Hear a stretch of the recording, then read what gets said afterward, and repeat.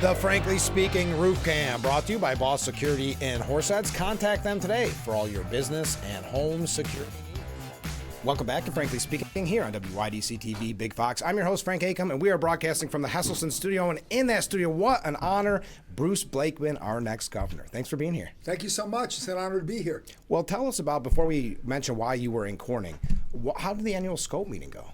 It went really well. We got a chance to talk about many of the issues regarding the Second Amendment. I think people were comfortable with the fact that I will support the Second Amendment, that I am a gun owner myself, that I'm actually being sued because I created a list of people that might want to serve as special deputies. God forbid there should be an emergency. So the fact of the matter is the scope people were great.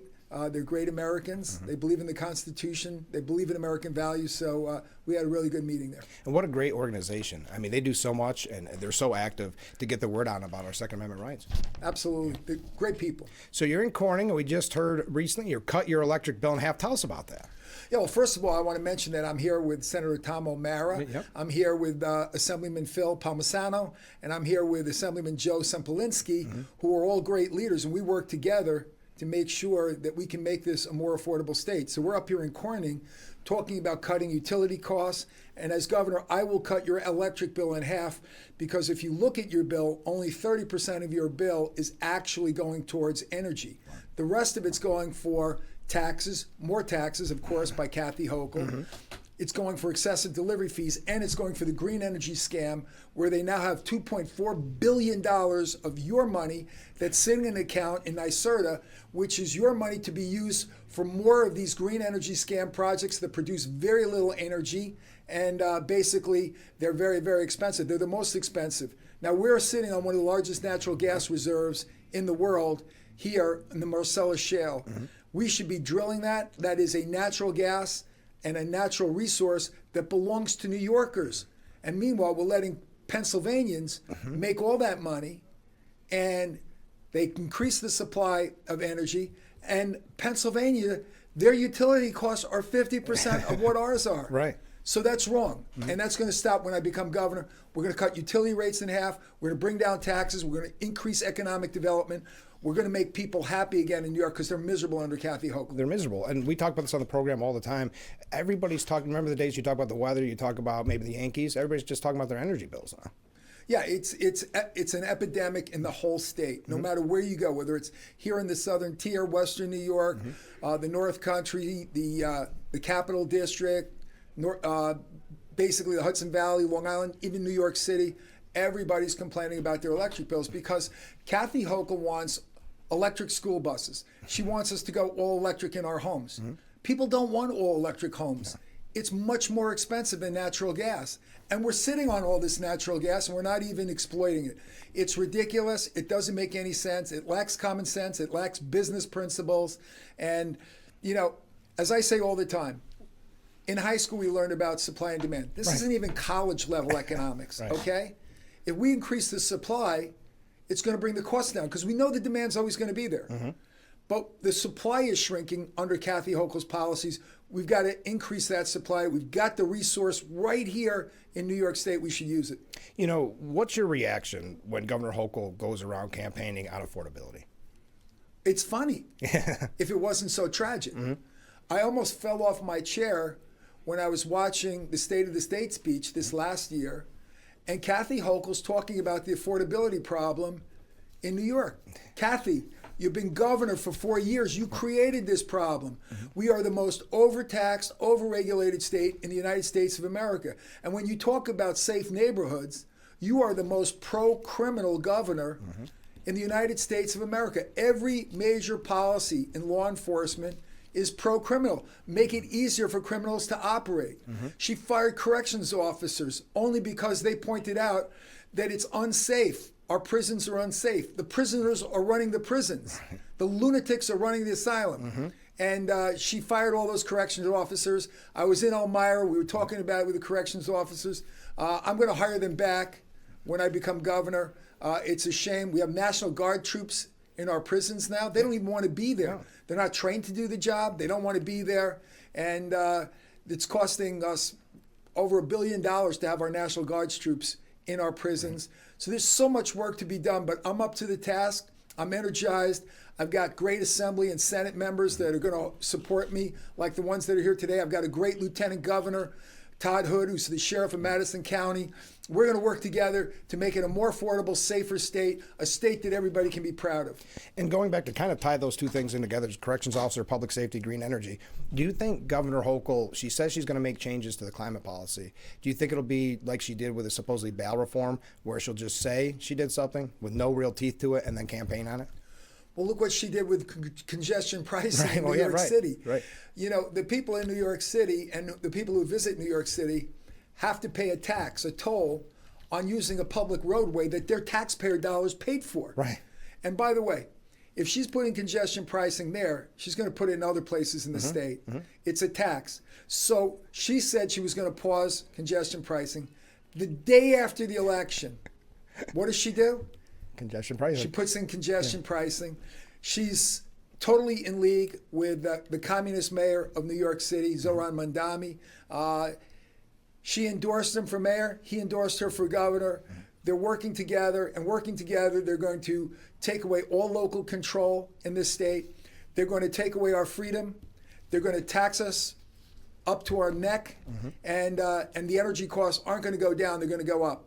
And you mentioned New York City, and I saw recently, in the New York Post, where you had said that you would pardon the convicted New York Police Department cooler cop, Eric Duran. Would you tell us about that? Yeah, so sure. Sergeant Eric Duran was on duty. They were doing a drug bust. Eric Dupree, who was out on a felonious assault charge, was doing a drug buy.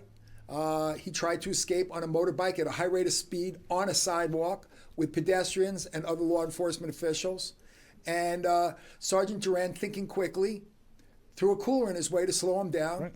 He wasn't wearing a helmet. He fell off the bike, and unfortunately, he killed himself. We don't want anybody to die. No. It's not what we are about. It's a sad event. But the person responsible for his death is Eric Dupree, not Eric Duran, the sergeant, the police officer, who was thinking quickly. And he wasn't intending to use lethal force. No. He had a gun on him. Right. If he wanted to use lethal force, he could have used lethal force. So at 12:01 on January 1st of 2027, when I'm governor, I will pardon Sergeant Duran. And at 12:02, I will declare by executive order that New York State is no longer a sanctuary state. We are not going to spend $8 billion like Kathy Hochul does in the last 3 years on people who just arrived here. They've been here for 15 minutes. They're not New Yorkers. They haven't earned anything. And I'm not giving them free housing. I'm not giving them free food. I'm not giving them free transportation. I'm not giving them a free cell phone. And then at 12:03, fracking. So you got a busy, and then you got a busy morning. You got a deal. But going back to the idea with the cooler cop, doesn't it just send a larger picture about public safety in the state, that we always side with the criminals and tie the hands of the police officers? Kathy Hochul is the most pro-criminal governor in the whole United States of America. It's a sad commentary.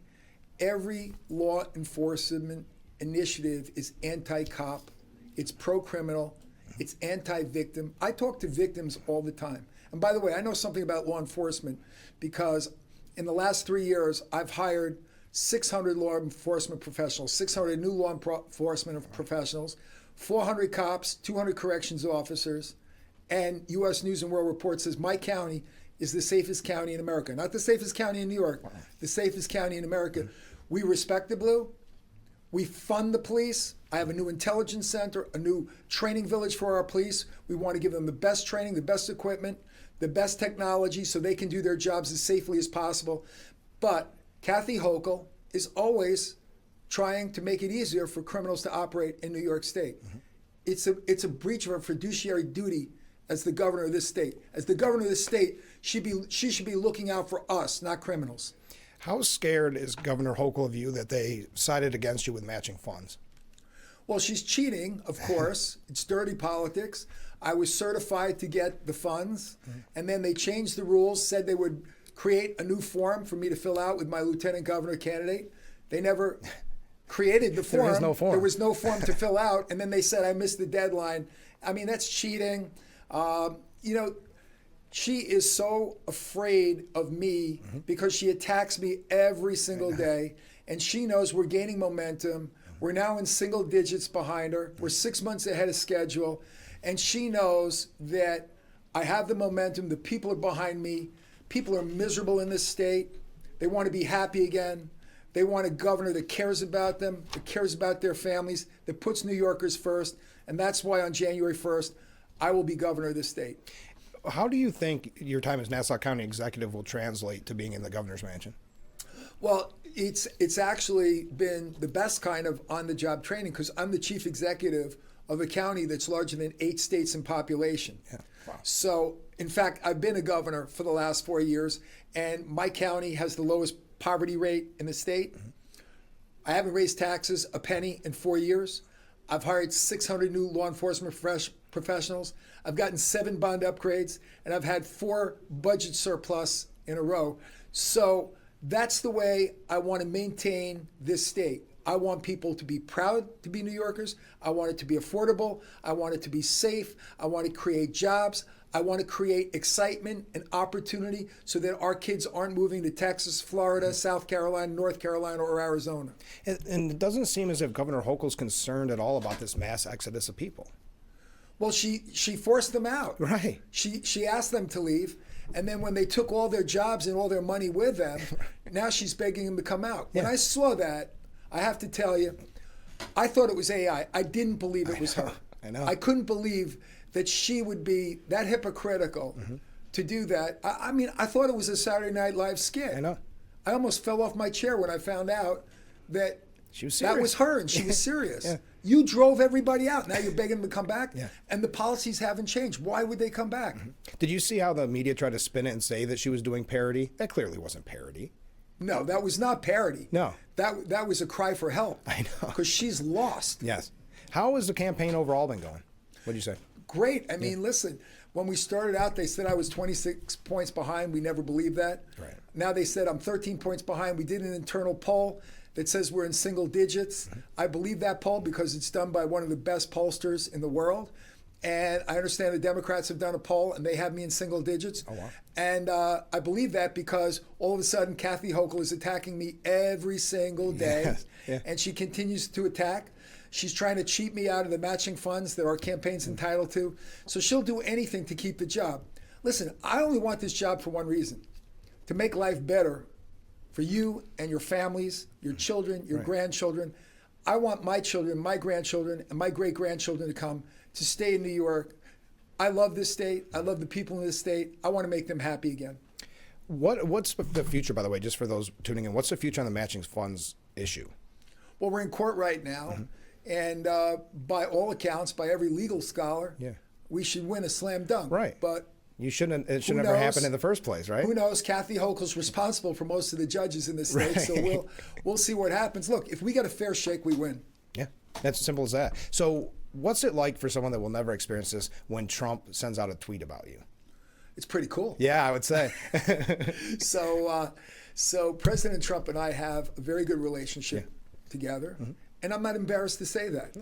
You know, let me tell you something. I won re-election in a county with 110,000 more Democrats than Republicans. Wow. Okay? And I won in a landslide in a midterm election when other Republicans were either losing or their majority was going way down. And how did I do that? Because I can talk to people about their problems and we can agree to disagree. There are certain people in my county that don't support President Trump. I do.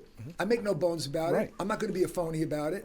But what I do say to people is, let's not talk about the things we disagree about. How can I make your life better? Let's see what we can agree upon. And that's what I've done in my county, and that's what I want to do in the state. If you don't like President Trump, but you have issues there where I can help you as governor, I'm going to help you. I'm going to make it more affordable, and I'm going to make it safer in the state. Before we go, what's your campaign look like from here on out, from here until November? Work. Yeah. I haven't taken 2 days off since Christmas. I don't intend to take any time off. I like to work. I love meeting people. I'm out raising money. I'm meeting people all around the state. I'm talking about issues. We're doing all the media stops. I will be tireless. We have a campaign that is just building momentum each and every day. And we're 6 months ahead of schedule. Right. And Lee Zeldin who was a great candidate and a great public official. He came within 5 points of winning, and we've looked at his model, and we're improving on it. And look, I have an advantage over Lee Zeldin. Kathy Hochul didn't have 4 years as governor. Right, now when people compare my record right. of not raising taxes, of cutting taxes, safest county in America, budget surpluses, bond upgrades, against hers, which is nothing more than failure, overtaxed, overregulated, electric rates 50% higher than the national average, unsafe communities. I have an advantage over Lee because I can now say the things Lee was telling you about that she was going to do, she did them. And that's why we're in trouble, and we'll fix it. What was it that made you decide to run? Because this isn't an easy task ahead of you. What was it that made you make that important decision? So that's a very good question. So I had no intention to run for governor. I had just run a very difficult race, but I won in a landslide, but had to work very hard with 110,000 more registered Democrats in my county. So obviously I got a lot of Democrats that voted for me. I got a majority of independent voters. But the reason I'm running is because even on election night, I started getting calls from people around the state saying, you're the guy that can beat Kathy Hochul. You got to run. You got to run. And I wasn't enthusiastic to do it. Right. I had a vacation with my family planned. And I said, I tell you what, I'll travel around the state. I'll talk to people. I'm going to take their temperature. And every place I went, it was the same story. People were miserable under Kathy Hochul. They encouraged me to run, business leaders, community leaders, political leaders. So, I felt that I had to do my duty for my kids and my grandchildren and for your kids and your grandchildren. So I decided I had to do my duty and run. And I know I'm going to beat her. I know I'm going to be the governor on January 1st. And help is on the way, folks, because you are going to have a governor that makes you happy again. You're going to have a governor that cares about you, puts New Yorkers first, not people who just arrived here 15 minutes ago, and a governor who will bring down costs and have safer neighborhoods for you and your families. You notice during your speech in Corning, there is a lot of support for you here in Corning, isn't there? There's a tremendous amount of support all around the state. Every place I go, people are like, thank God you're running. Please, you got to change the course of this state. We are in a downward spiral right now. And with the communist mayor of New York City and Comrade Kathy as the governor, if she were to win, God forbid, our 4 years would be hell, our next 4 years. I want to make people happy. I want to make people prosperous. I want to get better jobs in the state, economic development, make this an exciting and vibrant place to live rather than a place that's a punchline all around America. When you talk to so many people, because obviously you're talking to everyone on the street, you're out campaighning. I just got to check to make sure that's not President Trump. Is that President Trump? Okay. But he's done that to me before. Has he really? That's all right. Well, you can take it if it is. I don't have to tell you that. What are people saying on the campaign trail to you? What is their biggest concern? Affordability is number one. Safety is number two. Health care costs are number three. I mean, our Medicaid bill is the size of Texas and Florida combined, both states that are bigger than us, which means that there's a lot of fraud and abuse. I want to deliver better services, more quality services, but who's getting all this money? It's not going back to the people. It's not going to health care. It's going for all of these social projects that cost billions and billions of dollars that don't help anybody other than the people that contribute to Kathy Hochul's campaign. So healthcare is very important too. We got to bring healthcare costs down as well. Before we go, what would you say to voters that are tuning in right now that maybe have not had the opportunity to talk with you? I would say that help is on the way. You don't have to be miserable anymore. I want you to be able to afford not only the necessities of life, but some of the luxuries, like being able to take your kids on vacation or buying your daughter a prom dress without having to sweat it out. Right. I want to make safer communities. I want to make a vibrant economy and create jobs and economic opportunities so our kids stay here in New York State. And how can we help your campaign? Go to BlakemanForNewYork.com. Contribute money because I'm up against Kathy Hochul and her hundreds of millions of dollars of support from special interest groups. Volunteer for the campaign. Ask for a sign. Sign up for our emails and our text messages. Go on Instagram, go on Facebook. If you like what we're saying, say you like it, share it with somebody else. Let the message get out that we can have a safe, healthy, and affordable state. We need new direction. Bruce Blakeman will be that type of governor. Our next governor, Bruce Blakeman. Thanks so much for giving us so much time God today. bless you. It's good to see you in Corning. Appreciate We'll it. see you again soon, I hope. Absolutely. All right, stay Love with it here. us. We'll be right back with Frankly Speaking after this.